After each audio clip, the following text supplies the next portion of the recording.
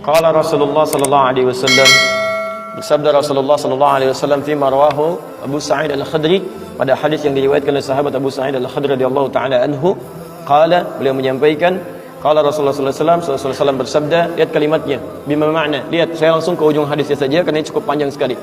Hatta idza khalasal muslimuna, hatta idza khalasal mu'minuna minan nar, sampai ketika orang-orang beriman diselesaikan urusannya dari neraka, maksudnya hisab. Ya, saat dihisab dan dipisahkan nih, orang beriman semua sudah masuk surga, siap masuk surga semua. Ya. Yang buruk-buruk masuk neraka, dah masuk ke neraka.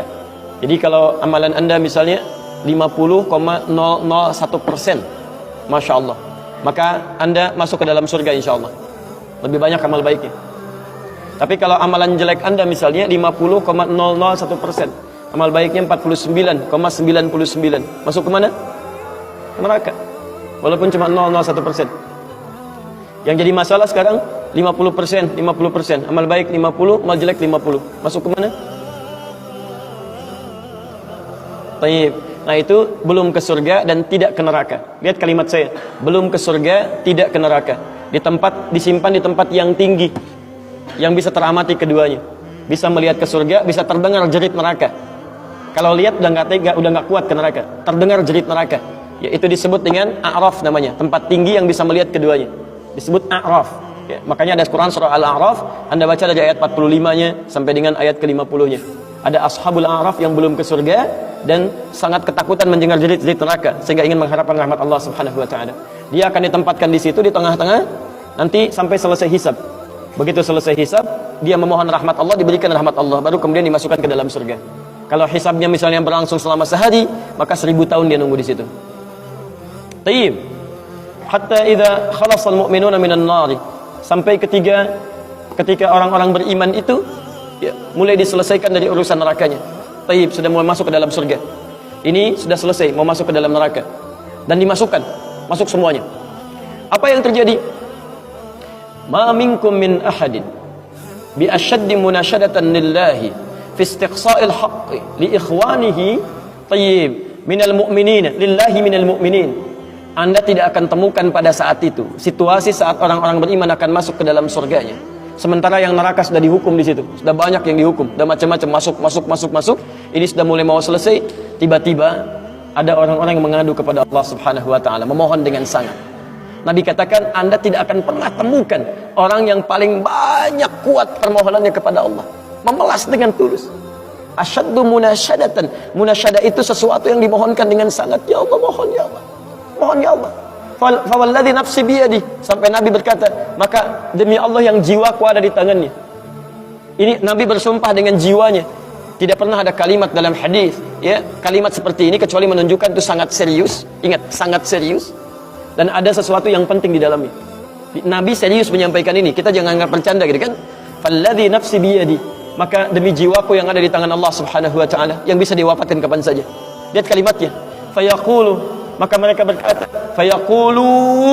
berkata, ya Rabbuna, wahai Rabb kami yang tengah merawat kami di dunia, memberikan kecukupan, memaafkan kami, mengampuni kami, dan memberikan nikmat surga sekarang.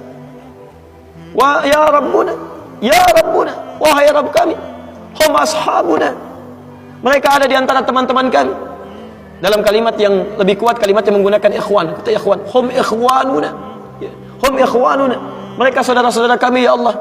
Hum yasumuna ma'ana, ada orang-orang yang berpuasa bersama kami saat di dunia. Yusalluna ma'ana, kanu yusalluna ma'ana, mereka salat bersama kami saat di dunia. Jadi tiba-tiba ada sekelompok ikhwan yang datang kepada Allah, yang kehilangan saudaranya. Kok nggak ada di surga gitu kan? Ketika dia mau berangkat, padahal dulu punya cita-cita yang sama dan sebagainya, tapi karena bekalnya tidak cukup, sebagian ada yang masuk ke dalam neraka. Tiba-tiba mengatakan kepada Allah dengan permohonan yang sangat, ya Allah, saya kehilangan saudara saya. Ya Allah, saya kehilangan saudara saya. Ya Allah, dulu kami puasa sama-sama. Ya Allah, dulu kami sholat sama-sama. Ya Allah, dulu kami ibadah sama-sama. Ya Rabb, kami tidak temukan dia di sini. Ya Allah, mohon, terus mohon. Sampai ketika puncak pada permohonannya, tiba-tiba Allah berfirman, akhriju man araftum. Hei para malaikat, keluarkan orang yang dikenali oleh orang-orang ini, yang disebutkan tadi. Keluarkan mereka dari neraka. Tiba-tiba dikeluarkan. Bertemulah orang-orang ini dengan temannya. Sampai Allah kemudian dengan rahmatnya katakan lagi, akhriju man kana fi qalbihi mithqala dzarratin minal iman. Keluarkan sampai yang ada titik terkecil iman dalam hatinya, keluarkan dari neraka. Bahkan hadis ini ada di Al-Bukhari nanti, ya ada di Al-Bukhari nomor hadis ke-14, posisi paling kiri sebelah bawah, ya, tayyib, sampai mereka kemudian dikeluarkan dalam keadaan gosong, sudah mulai terbakar habis dan dimasukkan ke dalam surga kemudian. Setelah selesai hisabnya di dalam nerakanya, dikeluarkan dari situ. Jadi ada orang-orang yang dengan syafaat temannya bisa keluar dari neraka, masuk ke dalam surga, ada yang sama sekali tidak membantu itu. Ya, dosa-dosa yang begitu besar tidak bisa keluar dan kekal dia di dalam neraka. Walaupun dia merasa beriman kepada Allah, tapi digugurkan keimanannya dengan ibadah-ibadah yang melanggar ketentuan Allah, seperti syirik dan sebagainya. Tapi poinnya adalah tiba-tiba ada segolongan teman yang memohon kepada Allah Subhanahu wa taala, ya Allah, kami puasa sama-sama, kami ibadah sama-sama, kami sholat sama-sama ya Allah, cuman saya nggak temukan dia di sini. Itu indah. Nah, permohonan sesuatu untuk melengkapkan pada yang kurang disebut dengan syafa' namanya. Pelengkap yang kurang disebut dengan syafa'. Makanya di tarawih itu ada salat syafa'. Antum salat 11 rakaat, 2 rakaat penyempurnanya yang ke-10 disebut dengan syafa', 1 rakaat akhirnya disebut dengan witir. Ya, ada teman yang merasakan ada yang kurang nih ya Allah, begitu saya masuk, teman saya nggak ikut, saya ingin dilengkapi dengan itu ya Allah.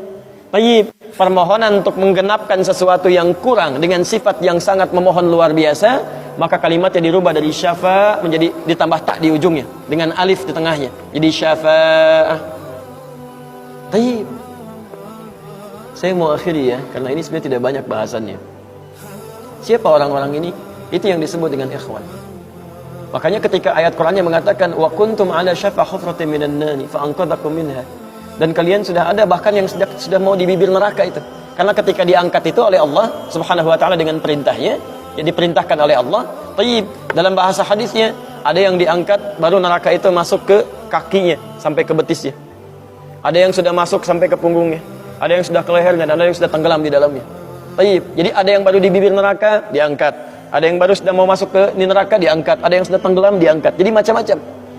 Ya, fa asbahtum bi ni'mati ikhwana. Siapa yang bisa mengangkat itu semua? Di antaranya Allah berikan nikmat kepada anda dengan dapatnya ikhwan-ikhwan dalam kehidupan. Cuma itu yang bisa menolong anda di hari akhirat, teman-teman terbaik, selain syafaat-syafaat yang lainnya.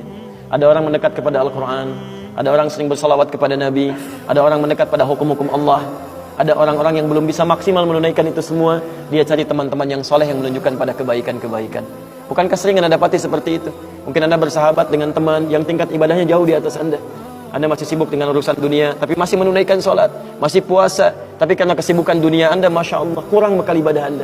Tapi beruntungnya anda dengan punya teman yang soleh, berjamaah dengan imam yang soleh, puasa dengan dia, buka sama-sama, kadang sering ikut-ikut misalnya dalam ta'limnya, dalam macam-macamnya, Masya Allah.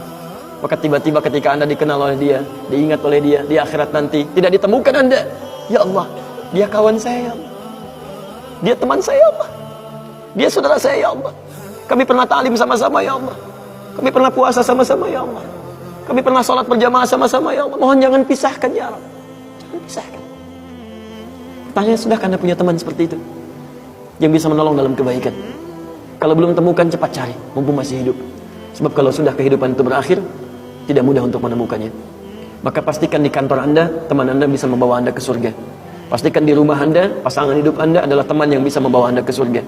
Pastikan di tempat kehidupan anda, siapapun tetangga anda, kerabat anda, teman-teman sekolah anak anda adalah teman yang bisa mengingatkan dan membantu anda untuk mencari anda bisa masuk ke dalam surga. Dan saya mohon pada anda semuanya, tolong ingat ini ya, baik-baik. Kalau nanti di akhirat anda tidak temukan saya di surga, tolong ingatkan kepada Allah, saya pernah ada di sini, saya pernah ada di sini. Tolong ingatkan. Kalau antum di akhirat nanti tidak temukan saya di surga, tolong ingatkan. Ya Allah, mohon ya Allah, Adi Hidayat pernah mengajar saya dan mengingatkan saya di sini. Ya. Subhanakallahumma wa bihamdika asyhadu an la ilaha illa anta astaghfiruka wa atubu ilaik. Wa akhiru da'wana alhamdulillahi rabbil alamin. Assalamualaikum warahmatullahi wabarakatuh.